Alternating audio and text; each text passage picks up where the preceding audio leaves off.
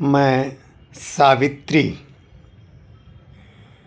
मध्य प्रदेश के यशस्वी राजा अश्वपति की कन्या।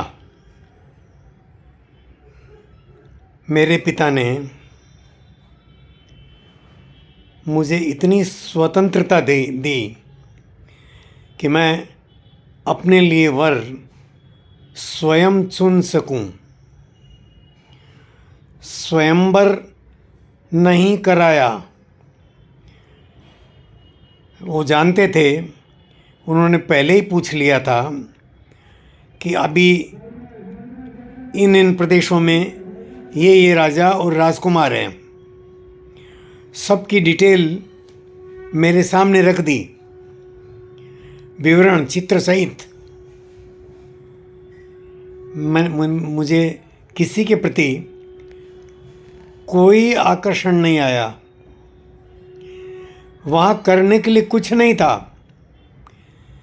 वहाँ एक सामान्य राजमहिषी बनकर मुझे जाना पड़ता, जो मुझे स्वीकार नहीं था, अभी भी स्वीकार नहीं है। मैं विवाह को एक सामाजिक जिम्मेदारी मानती हूँ और राष्ट्रीय योगदान मेरा हो, विवाह के बाद भी, पहले भी, बाद भी। ये शिक्षा मेरे पिता अश्वपति ने और मेरी माता ने मुझे दी है। मैं स्वयं अपना वर खोजने निकली तो मेरा रथ जंगल से गुजरते समय एक बहुत तेजस्वी युवक पर मेरी नज़र पड़ी। वो लकड़ी काट रहा था और नीचे देखा मैंने, पेड़ के नीचे, कि कुछ फल, कंदमूल वो पड़े हैं एकत्र किए हुए, पेड़ से कटे हुए फल वो इकट्ठे किए हुए। उनको देखकर ही लग गया कि कोई भी फल पेड़ से तोड़ा गया नहीं है। और युवक की कुल्हाड़ी जिस जिस पेड़ पर पड़ रही थी, वो पेड़ सूखा था, हरा नहीं था। युवक हरे पेड़ को बचाकर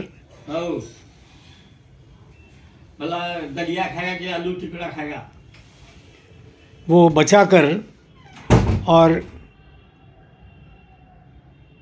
सूखे पेड़ को काट रहा था। मैंने कुछ देर उस युवक को देखा। अतीव सुंदर, बलिष्ठ, तेजस्वी, प्रज्ञावान, गुण संपन्न, और उसके सारे लक्षण देखकर मैं समझ गई कि ये कहीं का राजकुमार है, भले ही निर्वासित हो। पता चला द्युमत सेन का पुत्र है।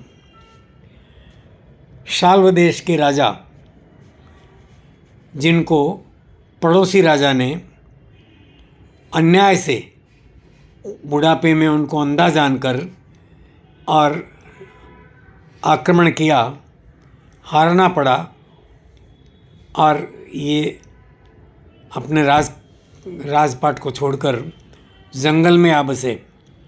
लेकिन यहाँ भी अपने पिता की सेवा कर रहा है। और मैंने मन ही मन उसका वर्णन कर लिया पति के नाते। बस जाकर पिताश्री को बता दिया कि मेरा जो वर्ण है, मैंने जिसको चुना है पति के रूप में, वो जंगल में एक लकड़हारे के रूप में निर्वासित जीवन व्यतीत कर रहा है। सत्यवान उसका नाम है। अपने नाम के अनुरूप वो सत्यवासी, सत्यनिष्ठ, सुशील और बलवान और बहुत तेजस्वी युवक है उसमें कोई दोष नहीं है और मैं उसी से विवाह करूंगी। मैं बहुत गौरवान्वित हूँ कि सतयुग में पैदा हुई तो मेरे वचनों की लाज भी मेरे पिताश्री ने रखी। वचनों की लाज रखना ये बहुत बड़ा दायित्व है। वचन तोड़ने से और संस्कृति दूषित होती है और हम पर दायित्व है आने वाले 4 युगों का। लगभग 43 लाख वर्षों का जो एक चतुर्युगी होती है, 83 लाख 20 हज़ार 43 लाख 20 हज़ार वर्षों की, उस चतुर्युगी के प्रति हम जिम्मेदार हैं। हम जो करेंगे, हम वचन नहीं तोड़ सकते क्योंकि हम पर जिम्मेदारी आगे आने वाले त्रेता, द्वापर और कलयुग तक है। मैं बहुत सौभाग्यशाली हूँ कि मेरे पिता ने मुझे अपने जो स्वयं मैंने वर्ण किया उस सत्यवान के लिए न सिर्फ हाँ भरी बल्कि स्वयं मेरी माताश्री को लेकर, अपने बंधु बांधवों को लेकर और विधिवत और यज्ञ करके और मेरी सप्तपदी कराई।